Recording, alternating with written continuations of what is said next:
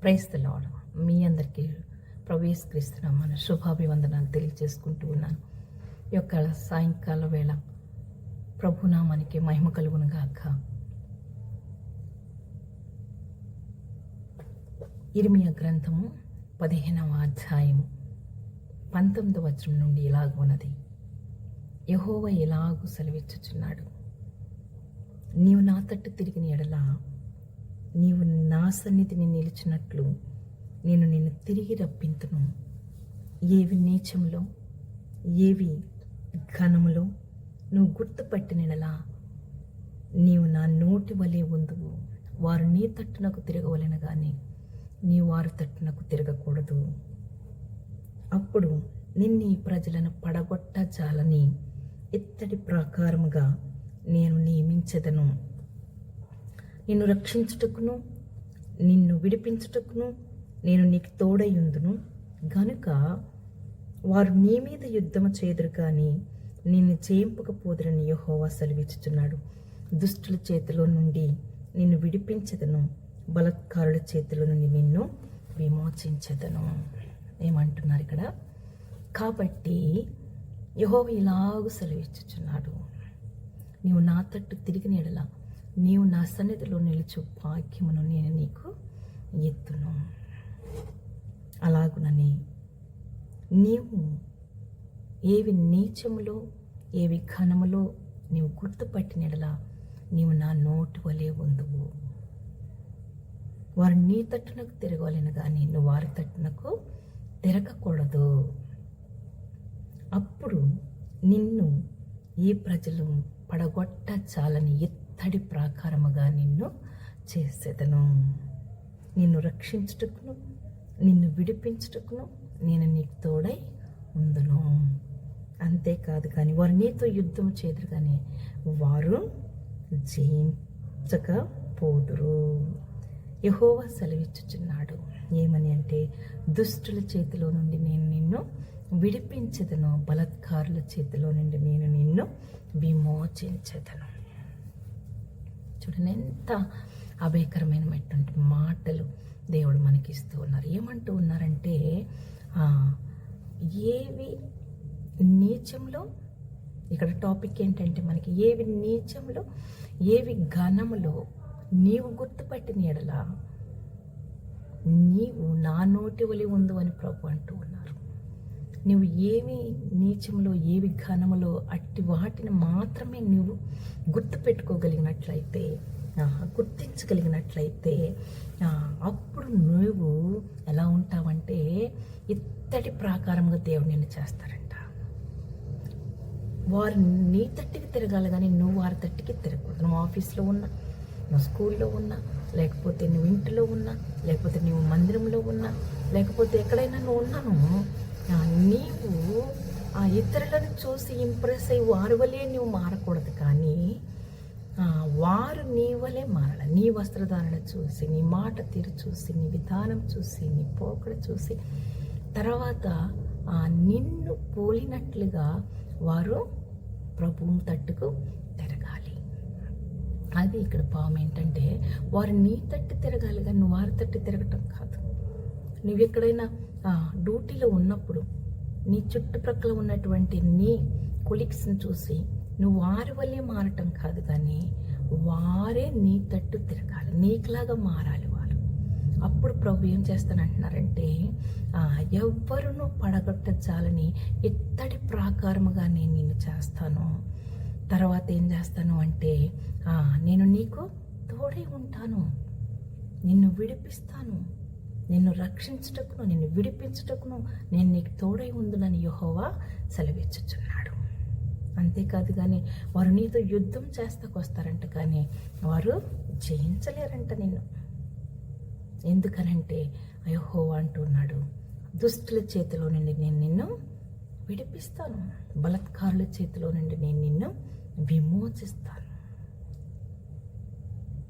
అలాగుననే ఫిలిప్పీలకు రాసిన పత్రిక 4వ అధ్యాయంలో కూడా ఉన్నది. ఏమనంటే, మెట్టుకు సహోదరులారా, ఏదైనా మెప్పైనను ఏదైనా ఉన్నట్లయితే ఏవి నీచంలో ఏవి ఘనమైనవు, ఏవి న్యాయమైనవో, ఏవి మాన్యమైనవో, ఏవి పవిత్రమైనవో, ఏవి ఖ్యాతి కలవో, ఏవి రమ్యమైనవో వాటి మీద ధ్యానం ఉంచండి. ఏమంటున్నారో, ఏవి నీచంలో, ఏవి ఘనమైనవో, అలాగనే ఏవి సత్యమైనవో, ఏవి మాన్యమైనవో, ఏవి న్యాయమైనవో, ఏవి పవిత్రమైనవో, ఏవి రమ్యమైనవో, ఏవి ఖ్యాతి గలదో వాటి మీద మనము ధ్యానం ఉంచుకోవాలని దేవుని వాక్యము మనకి వివరిస్తూ ఉన్నది. ఇక్కడ మనం నేర్చుకోవాల్సింది ఏమిటి అంటే, మనము ఏమి చేస్తూ ఉన్నప్పటికీ కూడాను, ఎక్కడున్నప్పటికీ కూడాను ఏవి నీచంలో, ఏవి ఘనమైనవో మనం ఎరగాలి, గుర్తించాలి. లేని అన్నీ ఒకటేలే అనుకుంటూ చేసుకుంటూ వెళ్ళిపోతే మనం దేవుని దగ్గర తక్కువైపోతాం. కాబట్టి దేవుని యొక్క వాక్యము ఇక్కడ మనకు తెలియజేస్తూ ఉన్నదంటే, ఏవి నీచంలో, ఏవి ఘనమైనవో నువ్వు గుర్తుపట్టినడలా నీవు నా నోటి వలె ఉందువు. దేవుడు నిన్ను వాడుకుంటాడు. నువ్వు కనుక ఆ డిఫరెన్స్ను నువ్వు తెలుసుకోగలిగినట్లయితే, ఏవి ఘనమైనవో, ఏవి ఖ్యాతి గలవో, ఏవి మాన్యమైనవో, ఏవి సత్యములైనవో, ఏవి ఘనమైనవో, ఏవి రమ్యమైనవో, ఏవి ఖ్యాతి గలవో, అటు వాటి మీద నువ్వు ధ్యానం ఉంచుకున్నట్లయితే తప్పకుండా నిన్ను ఒక గొప్ప ఉన్నతమైన స్థితిలో నిన్ను దేవుడు నిలబెడతాడు. నిన్ను ఒక ఇత్తడి ప్రాకారముగా, ప్రజలు పడగొట్ట జాలని ఇత్తడి ప్రాకారముగా నేను చేస్తాడు. ఒక సిమెంట్ ప్రాకారంగా కాదు, ఒక కట్టెలతో కట్టినటువంటి ప్రాకారం కాదు, రేకులతో కట్టినటువంటిది కాదు, కానీ ఇత్తడిది. అంటే అది ఎవరు పడగొట్టినా కూడా పడజాలదు, అది పడద్రోయబడదు. ఎందుకంటే స్ట్రాంగ్గా ఉంటుంది, గట్టిగా ఉంటుంది. నిన్ను అలాగ చేస్తాడు దేవుడు. ఎందుకంటే నీ జీవితంలో అనేకమైనటువంటి దెబ్బలతో, అనేక శ్రమలతో, ఇరుకులతో, ఇబ్బందులతో మరి ఓర్చుకుంటూ, సహించుకుంటూ నువ్వు నిలబడినప్పుడు నిన్ను ఒక బండగా, ఒక రాయిగా మార్చి ఆయన నిన్ను ఒక ఇత్తడి ప్రాకారముగా చేస్తాడు. ఎవరు నిన్ను పడగొట్టలేరు. ఎందుకంటే ఏదైనా నువ్వు బేరు చేయగలవు. ఏది నిన్ను ఎంత మాత్రం కూడా నువ్వు పడద్రోయి చాలదు. ఏది కూడా నిన్ను కించపరచనేరదు. ఏది కూడా నిన్ను తక్కువ చేయలేదు, కింద పెట్టలేదు. ఎవరు కూడా నిన్ను పక్కన పెట్టలేరు. ఎందుకనంటే దేవుడు నిన్ను తన నోటిగా వాడుకుంటాడు. ఎందుకంటే నువ్వు గుర్తించావు కనుక. నువ్వు గుర్తిస్తూ ఉన్నావా? ఇంకా ఇప్పటికైనాను నీవు ఏవి ఘనమైనవో, ఏవి రమ్యమైనవో, ఏవి నీచములైనవో, ఏవి ఖ్యాతి కలవో నువ్వు గుర్తిస్తూ ఉన్నావా? ఏవి సత్యమైనవో, ఏవి పవిత్రమైనవో గుర్తిస్తూ ఉన్నావా? ఏవి న్యాయమైనవో, ఏవి అన్యాయములైనవో ఇవన్నిటిని గుర్తిస్తూ ఉన్నావా? గుర్తించాలి. ప్రభు అదే కోరుకుంటూ ఉన్నారు. అదే మన నుండి ఆశిస్తూ ఉన్నారు. మనము ఆ వ్యత్యాసం తెలుసుకోవాలని, ఈ లోకానికి వేరే మనం జీవించాలి అని ఆయన ఆశిస్తూ ఉన్నాడు. కాబట్టి తెలుసుకుందాము, గ్రహించుకుందాము. గ్రహింపుతో కూడినటువంటి భక్తిని మనం చేద్దాము. ఏదో ఊరికే అలవాటు, ఆచారముగా భక్తి చేయటం కాదు, కానీ శ్రేష్టమైన, నిక్కమైనటువంటి భక్తి. దేవుని దృష్టికి ఏది అనుకూలమో, ఏది ఇష్టమో, ఏది ప్రీతికరమో దానిని మనం చేయగలిగినట్లయితే ఎంతో ఎంతో గొప్ప ధన్యత. కాబట్టి ప్రియులారా, మీ అందరికీ వందనాలు. చక్కని అవకాశము దేవుని సన్నిధిలో గడపడానికి దినదినము కూడా ఎంత గొప్ప అవకాశం ఇస్తూ ఉండగా దానిని మనం అలాగూ నిర్లక్ష్యం చేయగలము. దేవుని వాక్యానికి లోబడదాము. అక్కడ ఉన్నది ఏమనంటే, ఏవి నీచములో, ఏవి ఘనములో నీవు గుర్తుపట్టిన యెడల నీవు నా నోటి వలె ఉండు. వారు నీ తట్టునకు తిరగాలి, కానీ నీవు వారి తట్టునకు తిరగకూడదు. అప్పుడు నిన్ను ప్రజలను పడగొట్టచాలని ఇత్తడి ప్రాకారముగా నేను చేసేదను. నిన్ను రక్షించుటకును, నిన్ను విమోచించుటకును నేను నీకు తోడై ఉన్నాను. వారు నీతో యుద్ధము చేదురు, కానీ వారు నిన్ను చేయింపచాలకపోదురు అని యెహోవా సెలవిచ్చుచున్నాడు. దుష్టుల చేతిలో నుండి నిన్ను విడిపిస్తానంటున్నాడు. బలత్కారుల చేతిలో నుండి నిన్ను విమోచిస్తాడంట. ఎంత గొప్ప భాగ్యం! నేను ఇప్పటి వరకు బంధించి ఉంచారేమో, ఇప్పటి వరకు నిన్ను కృంగతీస్తూ, నిన్ను తక్కువ చేస్తూ, నిన్ను కృంగతీస్తూ, దుఃఖపెడుతూ, నిన్ను వేదన పడుస్తూ, నిన్ను అణగద్రొక్కుతూ ఉన్నారేమో. కానీ ఆయన అంటున్నాడు, దుష్టుల చేతిలో నుండి నేను నిన్ను విడిపిస్తాను, అలాగునని మరి విమోచిస్తాను అంటూ ఉన్నారు. కాబట్టి మనం దేవునికి ఇష్టముగా బ్రతకాలి. దేవుని చిత్తం ఏమిటో గ్రహించుకుని ఆయనకి ఏది ప్రియమైనవో దానిని ఎరిగి మనము భక్తి చేసినట్లయితే తప్పకుండా బహుమానం ఉంటుందన్నమాట.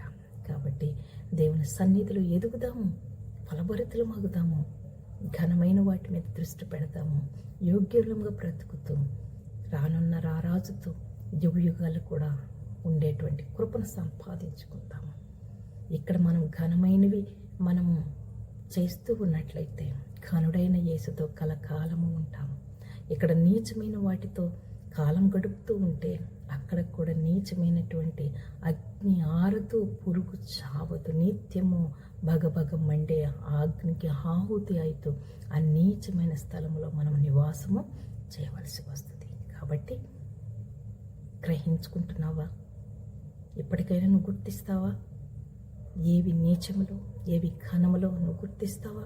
ఆయన అంటున్నాడు, గుర్తుపట్టినాడలా నీవు నా నోటి వలె ఉంటావు. ఆయన వాడుకుంటాడు.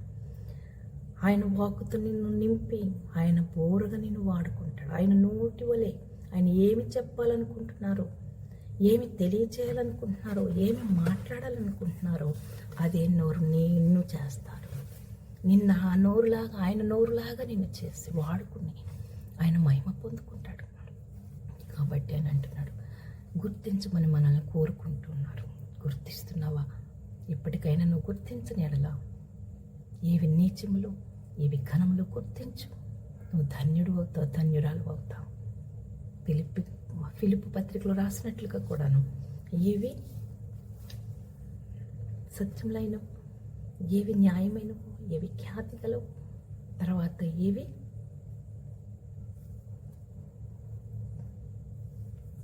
పవిత్రములైన, వీటన్నిటిని మనం గుర్తించాలి. పవిత్రమైన వాటిని దృష్టి పెట్టాలి. ఎందుకంటే ప్రభు పరిశుద్ధుడు. ఆయన అంటున్నాడు, నేను పరిశుద్ధుని కనుక మీరు పరిశుద్ధులై ఉండండి అంటున్నారు. కాబట్టి పరిశుద్ధతను పొందుకుంటూ పరిశుద్ధతలో నుండి అతి పరిశుద్ధతలోనికి మనం వెళ్ళాలి. నీతిని కట్టుకుంటూ ఇంకా మరి ఎక్కువైన నీటితో ఆయనను కనపరచాలి. దేవుడి కొద్ది మాట